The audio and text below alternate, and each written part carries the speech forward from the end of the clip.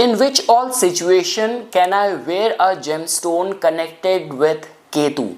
So guys, in Vedic astrology, like we generally connect the prime gemstone, which is cat's eye, or called as Lehsunia in Hindi.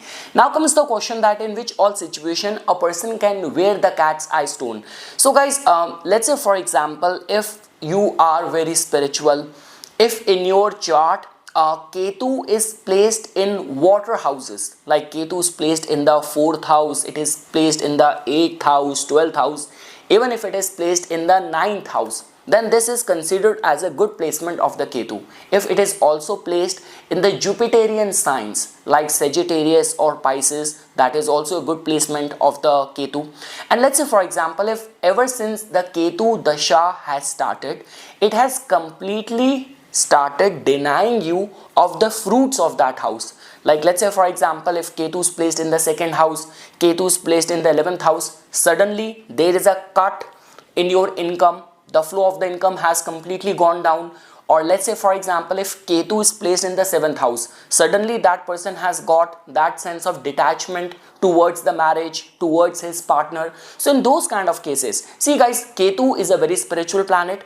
Through the reinforcement through these gemstones, especially in the case of Ketu, what I have seen in my research, we try to invoke its material side, because the spiritual side of Ketu is already intact. You do not have to do anything or go anywhere.